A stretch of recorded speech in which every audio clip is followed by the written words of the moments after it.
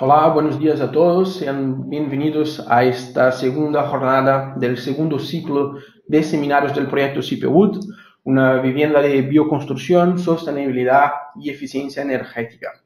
En el día de hoy daremos seguimiento a este segundo ciclo con esta segunda jornada, cuyo tema principal es la construcción en madera sostenible. Al todo tendremos 3 ponencias de 20 minutos cada, distribuidas a lo largo de esta presentación, siendo que la primera de ellas será ministrada por Miguel Ángel Castellano Jiménez, de Arce Arquitectura Sostenible y colaborador de 100% Madera. Buenos días, Miguel Ángel. Hola, buenos días. Y la segunda ponencia será ministrada por Andrés López, del Departamento Técnico y Comercial de Rotoblas. Buenos días, Andrés. Hola, buenos días a todos. Bueno, la tercera ponencia la estaré presentando yo mismo, Afonso Miguel Solac, del Departamento de Desarrollo Internacional de CIP Ingenieros, y así estaremos completando este conjunto de 3 presentaciones sobre madera sostenible. ¿Vale? Al término de las 3 presentaciones también tendremos un momento para contestar todas las preguntas o dudas que tengáis, que podéis enviarnos a través del menú de preguntas o a través del chat, pero por un tema de orden mantendremos estas preguntas para el término de la presentación y las direccionaremos a cada uno de los ponentes. Muy bien. La primera presentación por parte de Miguel Ángel, le voy a pasar el control de la presentación. Miguel Ángel, en este momento te estoy convirtiendo en presentador. ¿De acuerdo? Te habrá llegado una solicitud. Eso es. Vamos a ver. Te oímos perfectamente. Ahora vemos también tu pantalla con esta bellísima imagen del proyecto CIPEWOOD y el logo de Arce. Y cuando quieras, pues ya tienes total control de la presentación. De acuerdo. Hola, buenos días a todos. Como ya me ha presentado Alfonso, ¿vale? Soy arquitecto de Arce Arquitectura Sostenible y colaborador de 100% Madera para realizar, digamos, construcción de viviendas con estructura de madera. ¿De acuerdo? Entonces, por eso quiero antes de nada empezar agradeciendo a CIPE el trabajo que está desarrollando en esta línea de trabajo y a 100% Madera por contar con nosotros, con nuestro estudio de arquitectura, para realizar esta ayuda con CIPE y esta colaboración para poder explicar nuestra experiencia y ayudar a todos aquellos que quieran adentrarse en este mundo y utilizando, digamos, las herramientas que está desarrollando CIPE con su generador de precios y le facilite el trabajo para poder obtener los resultados requeridos. ¿De acuerdo? Entonces, la presentación va a ser lo más didáctica posible, ¿vale? De forma general, porque nosotros tenemos varios proyectos en esta materia con estructura de madera y no voy a adentrarme, digamos, en los puntos concretos, sino va a ser general, ¿de acuerdo? Para que se conozca, digamos, las condiciones generales de todo el proceso y a la hora de hacer la selección con el generador de precios, pues les sirva de guía un poco de lo que tienen que seleccionar para poder obtener, digamos, una estimación con este tipo de sistema. Entonces, empezamos por las clases de servicio, ¿vale? Es una cosa muy sencilla, pero es importante entenderlo. Hay 3 clases de servicio, la 1, la 2 y la 3, y viene en relación al contenido de humedad y humedad relativa del aire donde se encuentra esa estructura de madera. Entonces, tenemos una clase de servicio 1, donde se ve que es una madera situada en el interior, que está protegida. Luego tenemos una clase de servicio 2, que sería expuesta, es exterior, pero está en la intemperie, pero no en contacto directo con la intemperie, está protegida, y luego una clase 3 que está directamente expuesta. Como digo, esto tiene 4 relación, la clase de servicio con el contenido de humedad y la humedad relativa del aire, ¿vale? Después de esto están las clases de uso, que vienen relacionadas con esto, y luego el tipo de protección que hay que realizar a la madera. Entonces, los sistemas que yo voy a explicar básicamente el entramado ligero, pero sí quiero hacer un poco un acercamiento a los tres tipos de sistemas que son más habituales y lo podemos encontrar, digamos, en cualquier obra ahora mismo, que sería el tronco laminado, ¿de acuerdo? Que sería la primera imagen que se ve en esta zona. Luego el CLT, que es el contralaminado, y luego lo que será el entramado ligero, que es donde yo voy a hacer una mayor explicación. Estas imágenes donde se puede observar, tenemos un entramado ligero con la posibilidad de un montaje en nave. O sea, el entramado ligero no solo es posible montarlo in situ en la obra, sino también lo permite hacer en nave. Haciéndolo por paneles, dimensionado con unos pesos para que las eslingas y donde esté ubicada la parcela y la huella de la obra, pues se pueda trabajar, digamos, colocando cada panelado y las paredes, tanto paredes exteriores como paredes interiores. Es, digamos, básicamente lo que se hace con el CLT. En el CLT también se hace lo mismo. Lo que no se puede hacer es con el tronco laminado. Con el tronco laminado vienen elementos, digamos, que hay que montarlos sí o sí in situ. No permite esta gestión en nave. Luego, con respecto a las clases resistentes de la madera, yo voy a explicar lo que es la parte de la madera cerrada, ¿vale? Que es la parte que trabajamos con el entramado ligero. Habitualmente, cuando uno quiere diseñar una vivienda con estructura de madera, no es normal que tú definas, quiero tal árbol o quiero hacer la casa con este tipo de árbol en concreto. No, realmente ahora mismo, tanto en España y en Europa, cuando uno va a hacerse una vivienda con estructura de madera, los fabricantes, digamos, lo que ya te realizan la madera, la planificación de la madera para que la llevas a un montaje, ellos ya trabajan un tipo de madera, ¿vale? Ya sea pino, ya sea abeto. Ahora mismo yo no me he encontrado personalmente con la posibilidad de decidir quiero otro tipo de árbol en concreto, ¿vale? Lo que sí yo tengo posibilidad es elegir la clase resistente de la madera que yo quiera, ¿vale? Aquí, por ejemplo, pongo un ejemplo, ¿vale? Una conífera C24 que hace relación directa a la resistencia característica de la flexión, ¿vale? Entonces, bueno, esto es importante tenerlo claro, ¿vale? Porque si a lo mejor hay un cliente particular que quiere tener un tipo de madera porque quiere que se vea, bueno, pues a lo mejor habrá que buscar digamos, un fabricante concreto que busque ese árbol, pero estamos hablando para algo que se vea, ¿vale? Una madera que se va a quedar vista, porque el entramado ligero normalmente es que se queda siempre entre paneles, o sea, no es algo que se vea en la estructura, a no sé que haya unas vigas de un tamaño que, digamos, con riesgo de incendio tenga una dimensión suficiente para poder no tener ningún tipo de protección, ¿de acuerdo? Y se quede vista. Entonces, empezamos con la parte del entramado ligero, ¿de acuerdo? Que es la que voy a explicar solamente, pero voy a hacerlo con el mayor detalle posible para que se pueda entender para la explicación que va a dar a continuación, después de Andrés, va a dar Alfonso. A ver, las consideraciones básicas. El arranque de la fachada sobre muro, ¿vale? Cuando hacemos un entramado ligero, nosotros tenemos varias opciones.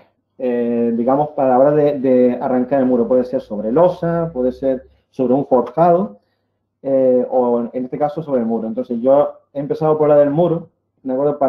Porque es donde tenía unas imágenes más detalladas para que se entendiera. Siempre la madera, ¿vale? Con lo que expliqué antes de la clase de servicio, donde se ven las imágenes de interior, exterior, interior y luego exterior, la protección de la madera se tiene en cuenta tanto desde el punto de vista del diseño, la ejecución y luego que si queda vista hay que o si está en contacto con el terreno, si hay que colocar algún tipo de impregnación, ¿vale? Esto está definido en el Código Técnico de Edificación según la clase de uso y el contacto en el que tenga con el terreno o no, o otra situación donde pueda afectarle negativamente a la madera, ¿vale? En este caso, yo os pongo claramente que estoy diciendo que siempre disponer protección entre la madera y elementos de fábrica húmeda, eso siempre hay que tenerlo en cuenta, ¿vale? Y según el caso, puede precisar la ejecución del forjado, ya sea sanitario o no, antes de colocar paredes exteriores del envolvente. ¿Por qué digo esto? En este caso, en la primera imagen, se observa como las paredes exteriores están, digamos, se están ejecutando sin tener un forjado definido, ¿vale? Hay unos enanos de hormigón armado con su protección ya para poder colocando las vigas, Pero esto porque la parcela permitía hacerlo así. Hay veces que las parcelas no dan opción a fabricar la pared, digamos, en el exterior de la parcela, y hay que montar lo que es el forjado para trabajar sobre el forjado. Aquí tengo las otras dos opciones que te dije antes, que está la opción de ejecutar el entramado ligero sobre un forjado, ¿de acuerdo? O sobre una losa. Si estamos sobre un forjado, ¿vale? La condición que tenemos que tener en cuenta es dónde va el aislamiento, ¿vale? Porque según el aislamiento vaya por encima o por abajo para evitar los puentes térmicos, según el diseño, el detalle constructivo del arquitecto, pues tendrá una definición u otra, ¿vale? Incluso la altura de paso de puerta será diferente. En cambio, en la losa, ¿vale? Igualmente hay que tener en cuenta este criterio de dónde va el aislamiento para evitar puente térmico, pero a diferencia del forjado está el tema de la impermeabilización porque está en contacto con el terreno. ¿Vale? La impermeabilización, ¿por qué? Porque por ascensión capilar puede haber, digamos, algún problema con la madera. Como he dicho, hay que proteger siempre la madera en contacto con el agua. Si estás pensando en colocar una madera que no lleva protección porque has diseñado que esa madera no está en contacto con el terreno ni en contacto directo con el agua, ¿vale? Entonces tienes que tener en cuenta que puede haber otros tipos de acceso de humedad que también hay que evitarlo. Aquí estamos ahora mismo con la ejecución del forjado. Este sería digamos, el forjado sanitario, por ejemplo, ¿vale? Un forjado sanitario que decidimos hacerlo con madera. Aquí estoy mostrando unas imágenes donde se ve colocando las vigas, ¿vale? Solamente se ven todas las vigas colocadas con una viga laminada intermedia, luego se ve la incorporación de aislamiento y luego, finalmente, la disposición del tablero estructural. ¿Por qué pongo estas imágenes? Porque el tema del aislamiento, ¿vale? Cuando hacemos un forjado sanitario hay que tener muy en cuenta si es posible colocar el aislamiento desde arriba, ¿vale? O desde abajo. Normalmente colocar el aislamiento desde abajo cuesta mucho cuando son forjados sanitarios. Por eso le he puesto esta imagen representativa para que se entienda el por qué se está colocando en esta fase de obra, ¿vale? Un aislamiento que sea no hidrófilo, que hay que proteger después por ser, digamos, llueve o las condiciones meteorológicas pueden hacer que se deteriore ese material. Hay que tener en cuenta todas estas, digamos, este tipo de protecciones temporales durante la ejecución de la obra. Pongo en texto que el interés de las vigas tiene relación directa con los tableros estructurales, su fijación, así como las acciones, los puntos de apoyo y la viga de la sección. ¿Por qué explico esto? Porque cuando usted en el generador de precios, es muy importante, el tema de las cuadrillas normalmente, si al no ser que tengas experiencia en este tipo de estructuras, no sabes realmente qué es cuadrilla, digamos, de la madera a coger, qué ancho, qué alto y demás. Cuando son vigas, depende un poco de la luz, ¿vale? De los puntos de apoyo que tengas, pues bueno, lo normal es que siempre esté repartido entre dos vanos, ¿sabes? Si tiene un solo vano, tendrás que irte a una sección mayor. Con respecto al intereje, el intereje depende mucho de las cargas y del tipo de tablero que se coja, el espesor, ¿vale? Aparte de también las fijaciones, que también contribuye a que las deformaciones por flechas sean inferiores. Entonces, ¿por qué quiero decir esto? Siempre, cuando ustedes se pongan a hacerlo con el generador de precios, a obtener los datos, como no tienen datos de cálculo, no tienen experiencia, lo más importante es el ancho que tenga de apoyo de los dos tableros, porque hay veces que los tableros estructurales te coinciden en una misma viga, ¿vale?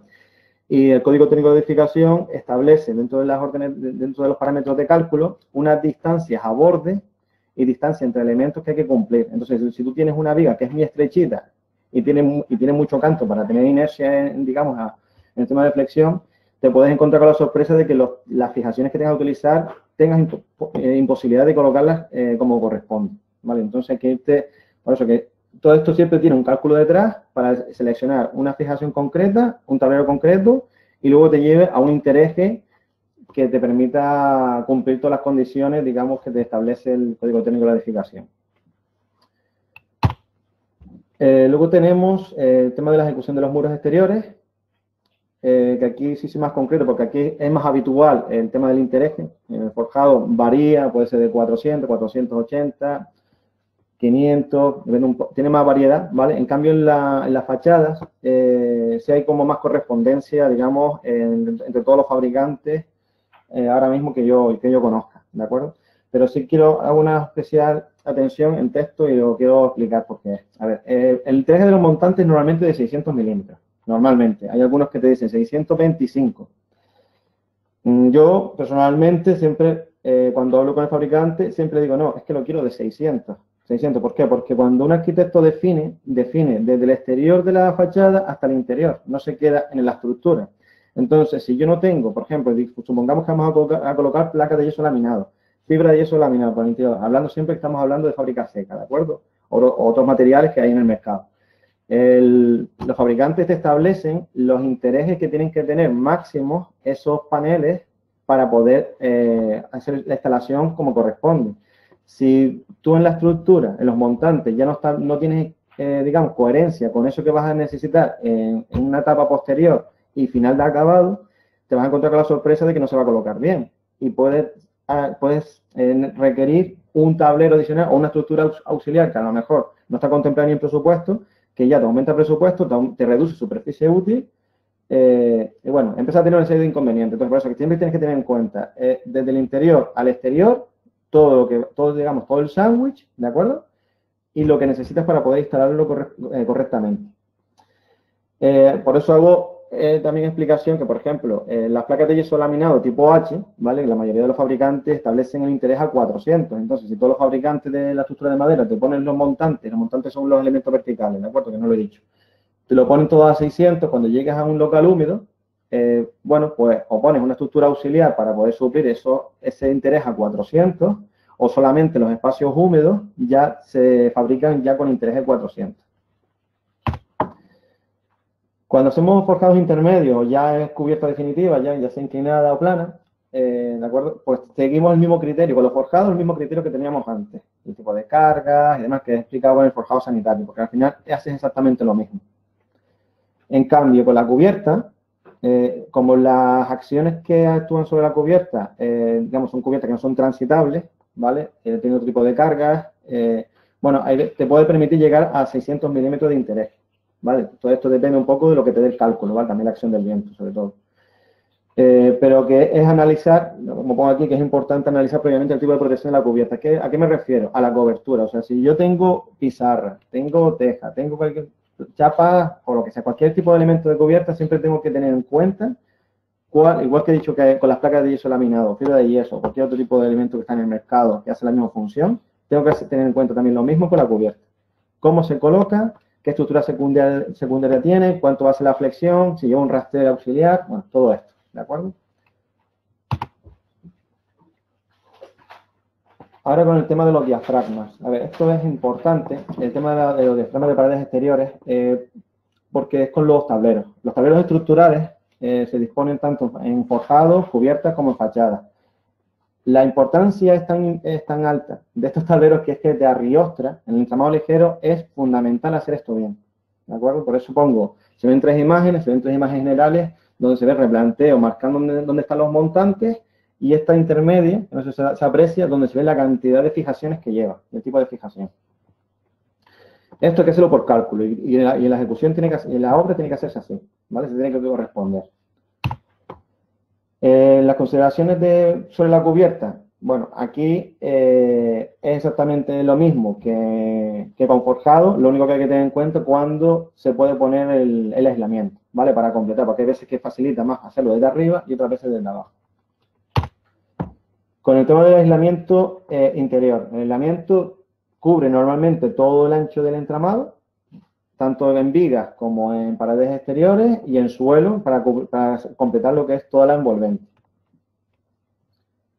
El aislamiento hay que ver, normalmente es Euroclase A1 por el tema de protección al fuego. Cuando se hace el cálculo ya se ve el ancho que tienes de montante y de vigas para saber el tipo de protección que necesitas, tanto digamos por las caras expuestas laterales, que suelen ser las más estrechas, ¿vale? Y luego por el frontal, pues simplemente para proteger, para cubrir, ¿vale? Que bueno, esto se calcula con el tema de CPE, con la parte de incendio.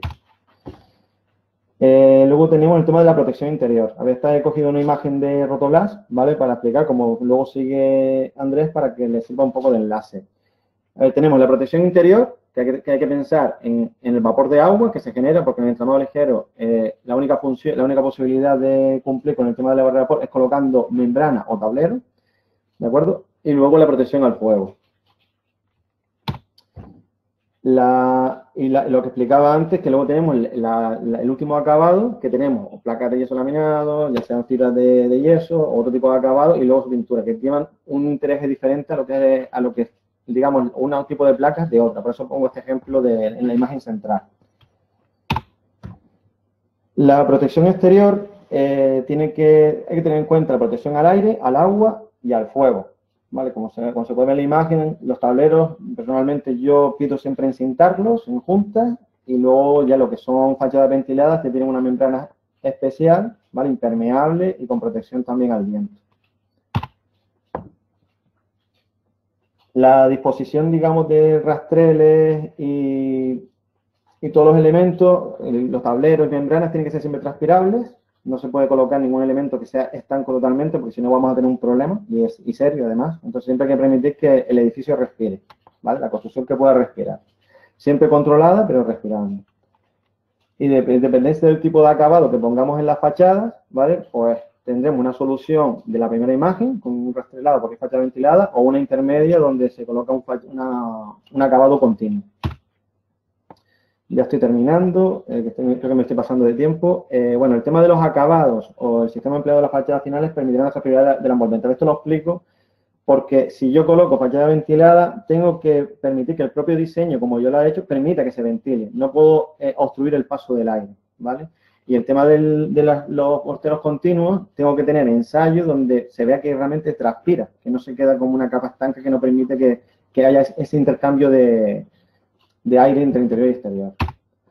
Y por último, he puesto esta imagen, ¿vale? Porque con motivo de la construcción, el motivo de mi título de esta ponencia es construcción madera sostenible, ¿vale? El tema de hacer construcciones con madera, lo que primero te das cuenta es que se reduce la gestión de residuos, o sea, los residuos que se producen en una obra de estas características son muy pocos, ¿vale? En comparación con otros, digamos, otros sistemas constructivos.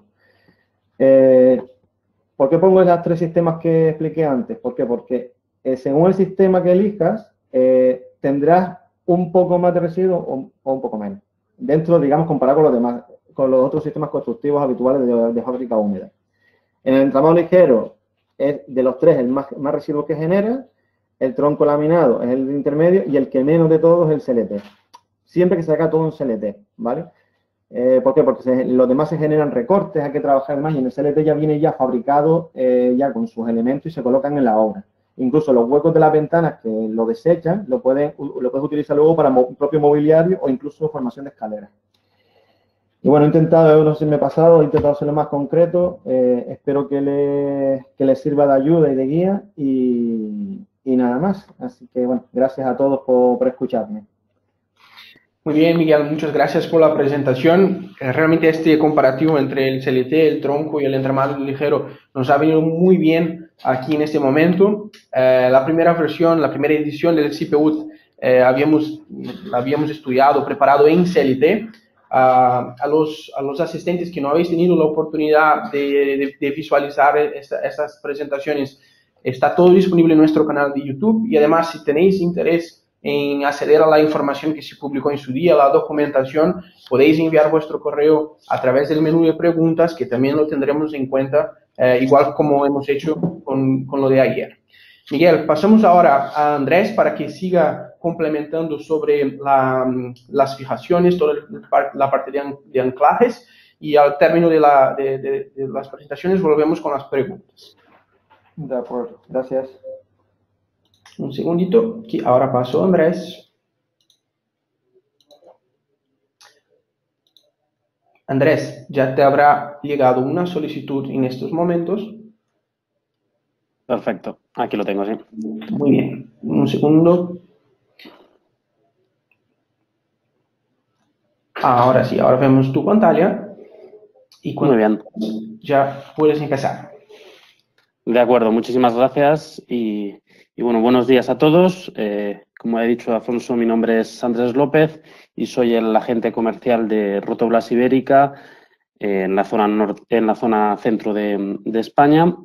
Y bueno, antes de empezar quería agradecer a CIPE por toda la labor que están haciendo y bueno, en especial a Afonso Solac por su amabilidad, su disponibilidad Y bueno, aprovechar también para felicitar a Miguel Ángel por su presentación y por la claridad con la que nos ha expuesto el concepto de entramado ligero.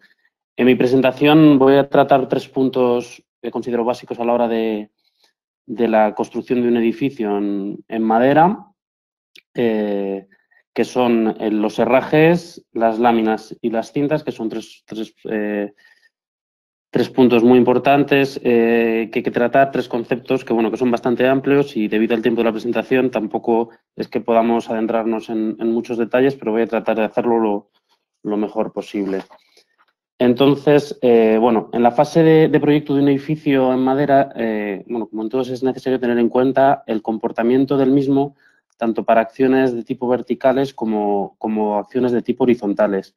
Y aquí es donde entran el viento o, bueno, los terremotos. Si bien en España no es una zona especialmente sísmica, aunque sí que haya puntos, no es una zona como puede ser Italia, son cosas que hay que tener en cuenta y para garantizar un óptimo rendimiento sísmico en un edificio en madera hay que tener en cuenta las modalidades de rotura. Esto es fundamental a la hora de realizar un proyecto apropiado para todos los sistemas de conexión. Las acciones horizontales, en correspondencia con los techos y con las plantas de un edificio en madera, generan en el interior del edificio fuerzas de corte y de tracción, que son 2 elementos muy importantes sobre los que nos vamos a basar a la hora de decidirnos por un tipo de herraje u otro. Entre los distintos, estas fuerzas se dan entre los distintos elementos estructurales, lógicamente. Entonces, tendrán que ser absorbidas por unas conexiones que deben ser idóneas y oportunamente dimensionadas y puestas en obra.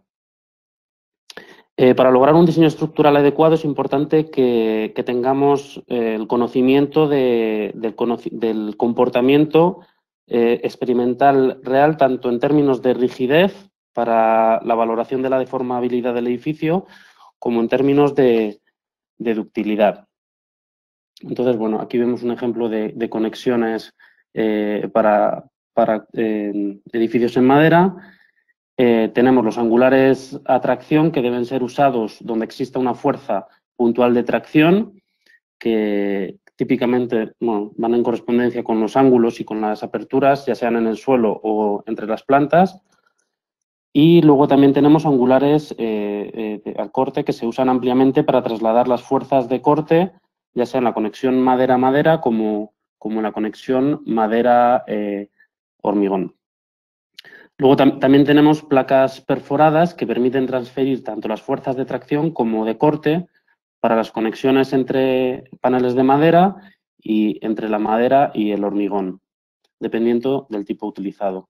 Aquí podemos ver algún ejemplo de angulares de tracción, como son nuestros soportes, los WHT, los VKR, ¿de acuerdo? Y luego también angulares que trabajan tanto a tracción, como veíamos antes, como al corte que podemos ver aquí.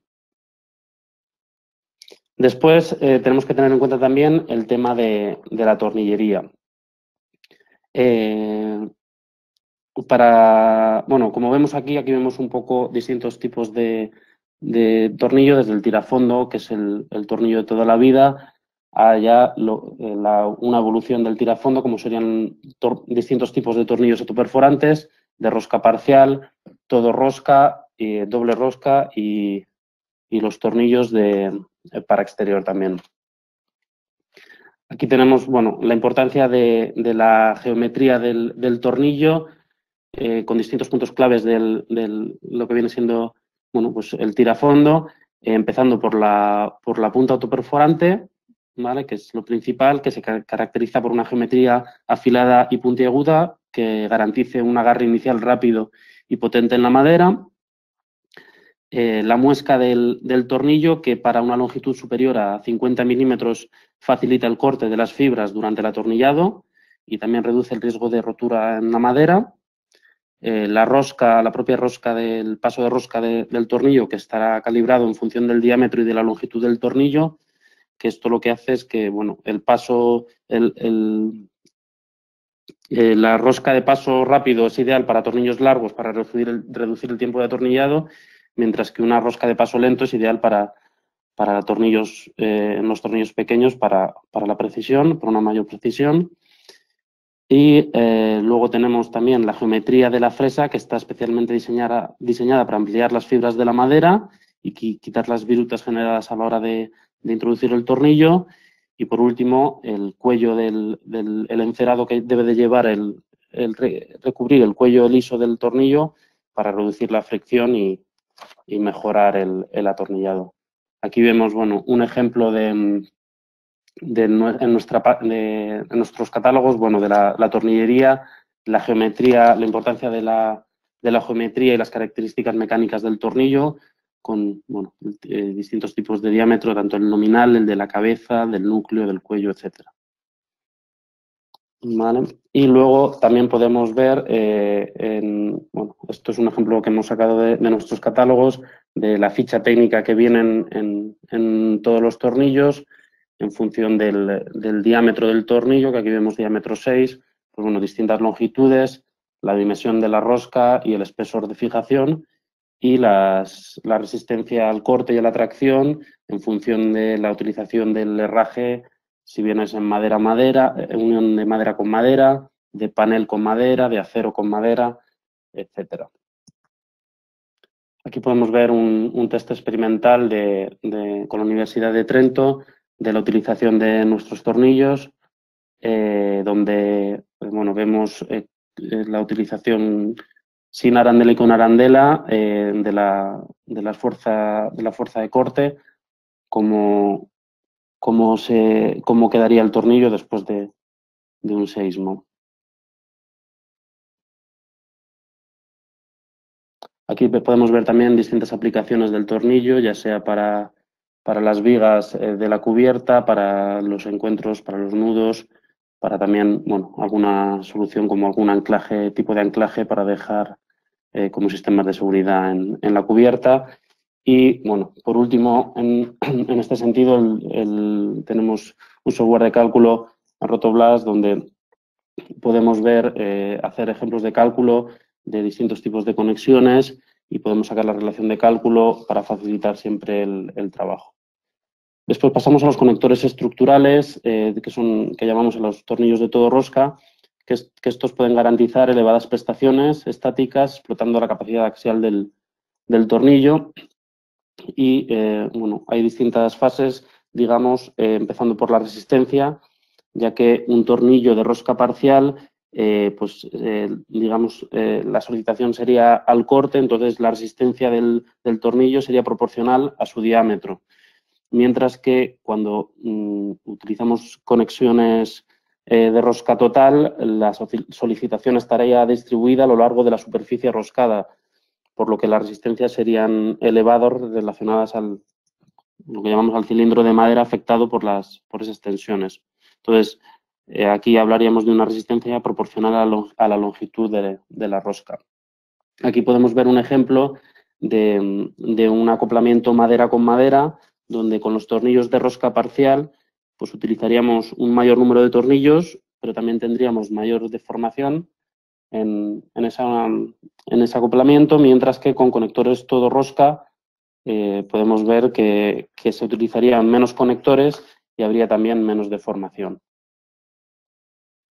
En cuanto a la rigidez, se podría resumir, bueno, que el tornillo de rosca parcial, como podemos ver aquí en este ejemplo, el tornillo solicitado al corte, por lo que los desplazamientos son elevados, la rigidez sería baja y la ductilidad elevada, mientras que el tornillo de rosca total está solicitado axialmente, con lo que los desplazamientos serían mínimos, la rigidez sería elevada y, por tanto, la ductilidad reducida. Y aquí podemos ver, bueno, algún ejemplo más de conexión de corte de madera con madera, con los dos tipos de conexión, de rosca total y rosca parcial. Y aquí también ejemplos de aplicación de transferencia de la fuerza usando conectores solicitados axialmente, es decir, conectores todo rosca. También tenemos que tratar el tema de refuerzos estructurales, ya que la madera tiene características mecánicas diferentes dependiendo de la dirección de las fibras y su solicitación. Estas características mecánicas de la madera principalmente son que tiene mayor resistencia y rigidez para solicitaciones orientadas a lo largo de la dirección de las fibras y menor eficiencia para solicitaciones ortogonales a la dirección de las fibras. Entonces, dentro de los refuerzos, las principales solicitaciones a la que la madera puede estar sometida son la tracción perpendicular a las fibras, como vemos en este número, lo que sería el número 1, y 2, la compresión perpendicular a las fibras, y en el número 3 y en el 4 el corte longitudinal. Aquí vemos refuerzo a tracción perpendicular a las fibras, con un muescado, donde veríamos que el comportamiento es marcadamente frágil, por lo que aquí podríamos utilizar estos conectores para reforzarla. En este caso, el refuerzo a tracción perpendicular a las fibras sería con una carga colgada, con un comportamiento también marcadamente frágil en ese punto. Y, en tercer lugar, un refuerzo a compresión perpendicular a las fibras, bueno, que sería un comportamiento suficientemente dúctil. Luego, en cuanto al tornillo de doble rosca, hablamos principalmente para las fijaciones de aislantes continuos, y es que es un tema importante porque la instalación de la capa del aislante garantiza prestaciones energéticas óptimas sobre todo nos centramos un poco aquí en el tema de eliminar los puentes térmicos. Y esta eficacia está vinculada al correcto uso de sistemas de fijación idóneos y que estén oportunamente calculados. Los puntos críticos, como digo, es eso, el evitar los puentes térmicos, por ello es importante que el aislante sea continuo para optimizar el rendimiento, reduciendo el mínimo de estos puentes térmicos. El aplastamiento del aislante, que comporta una reducción de la cámara de ventilación y por tanto disminuye su eficacia. Y es posible que haya también una reducción de la capacidad de aislante del paquete, por lo que se debe comprobar que la resistencia a la compresión de este aislante sea suficiente para soportar estas solicitaciones.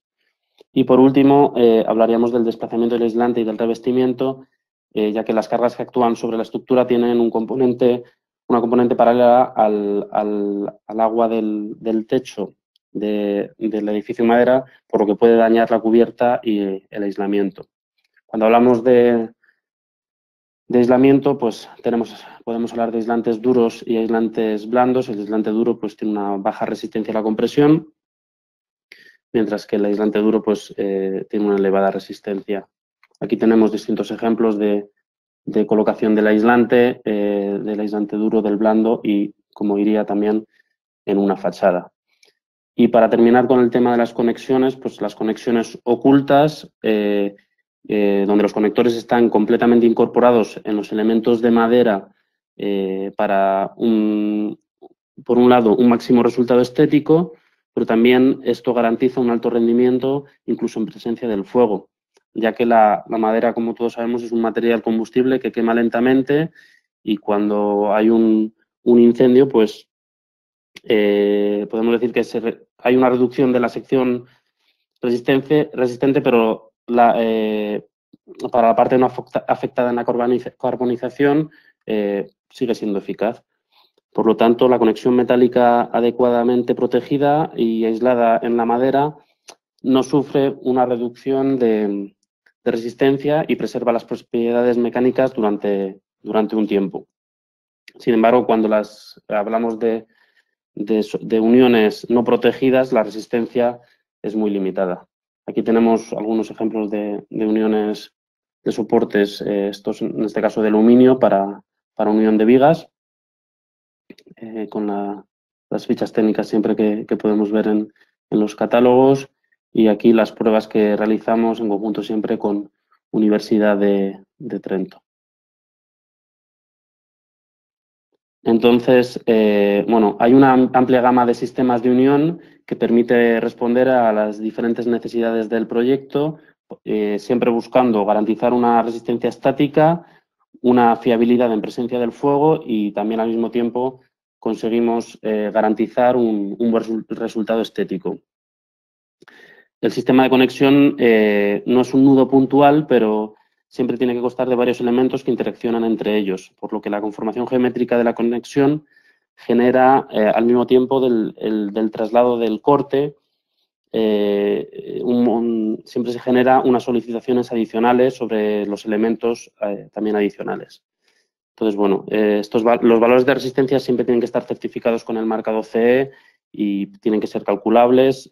Bueno, en Rotoblas, que volvemos un poco a nuestro software, podemos calcular todo esto.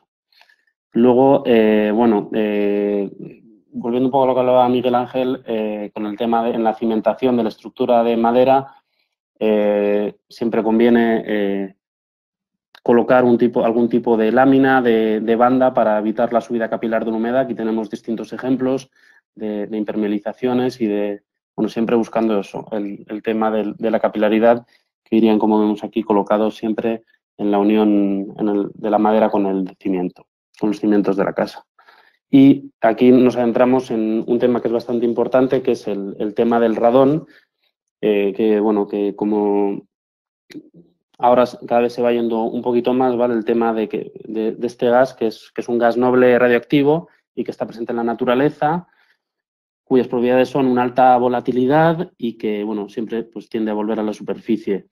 Es un gas que es inodoro y, por lo tanto, tiene consecuencias dañinas, son peligrosas y, al ser un gas, se desplaza entre las porosidades del terreno, por lo que bueno, se puede minimizar la presencia de esta mediante estas láminas que son específicas y que están diseñadas para reducir esa permeabilidad de las estructuras perimetrales y de los edificios del edificio.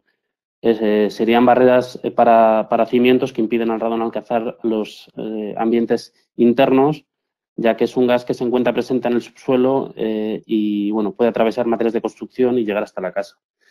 Entonces, utilizando esta barrera podríamos solucionar este problema, que también se da que, bueno, que resulta peligroso, como digo, cuando se acumula dentro de las viviendas, y hoy en día, con el aumento de los edificios de bajo consumo de energía y con la correspondiente disminución de la ventilación natural, los riesgos del radón podemos decir que representan un problema de gran actualidad.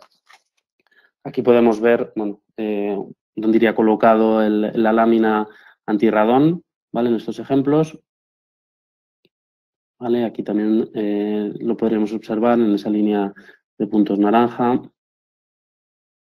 ¿vale? En distintos ejemplos de un edificio en entramado ligero. Luego, bueno, también quería hablar de la importancia en los cerramientos y en la estructura. Hay que tener una conexión correcta entre los elementos, que debe ser y que es crucial para evitar la formación de condensaciones y mohos. Entonces, para diseñar la colocación de estos cerramientos, tenemos dos términos, ¿vale?, importantes, que serían el nodo primario, que sería la primera unión de colocación entre la estructura y el contramarco, y el nodo secundario, que sería la unión entre el contramarco y el cerramiento. Dicha distinción es útil para un diseño correcto, ¿de acuerdo? Entonces, bueno, con esto hablaríamos de 3 niveles de protección. Estos 3 niveles identifican los niveles de aislamiento térmico y acústico para una correcta colocación del cerramiento, para así obtener un máximo rendimiento y cuidar todos los niveles en la fase de diseño. Estos serían los 3 niveles, con un nivel azul, que sería el externo, que garantiza la estanqueidad ante los agentes atmosféricos y que se utiliza para evitar problemas de infiltraciones que al final provocan la condensación y el moho. Un nivel intermedio que se utiliza para garantizar la prestación termoacústica y mecánica, lo que conlleva el problema, que como podéis leer, que lo que aísla bien normalmente del ruido no funciona contra el frío habitualmente. Y por último, el nivel interno sería el nivel que llamamos rojo, que es para garantizar la estanqueidad al aire, que se debe garantizar la estanqueidad del aire para evitar la formación de la condensación. De acuerdo, aquí tenemos varios ejemplos en entramado ligero siempre. Entonces, es importante el tema de la permeabilidad al aire y al viento de un envolvente, ya que garantiza que en invierno el aire caliente y húmedo dentro del edificio no se disperse al exterior, evitando así la formación de la condensación intersticial, y la hermeticidad del envolvente incide en el ahorro energético y en el confort de vida. Entonces, aquí tenemos algunas mediciones de pérdidas y de entradas de aire exterior, por lo que, aquí podemos ver distintos ejemplos de colocación de cintas y de bandas precisamente para evitar esto. En cuanto a las cintas que se deben utilizar para el sellado, siempre hablamos de 3 tipos de adhesivo, de acrílico, butílico y bituminoso, donde podemos ver aquí, en función del tipo de superficie y de la estabilidad, aquí podríamos verlo. Es importante también a la hora, los puntos que hay que tratar a la hora de elegir un tipo de cinta o de un producto sellador. ¿Vale? Que es básicamente lo hemos resumido en 5: examinar la naturaleza de las superficies y la conformación, el tema del agua, los cambios térmicos, los rayos ultravioleta, las tensiones mecánicas del producto, básicamente esos. Aquí tenemos un poco la explicación de la conformación de las cintas de sellado, ¿vale? Cómo sería una cinta, las distintas capas que debería de tener para ser una cinta de calidad. ¿Vale? Y luego también, quería hablar brevemente del tema de la acústica, que es algo también muy importante tener en cuenta a la hora de la edificación en madera, ya que el sonido atraviesa la estructura transportando las vibraciones entre los elementos. Entonces, la manera de poder solucionar esto es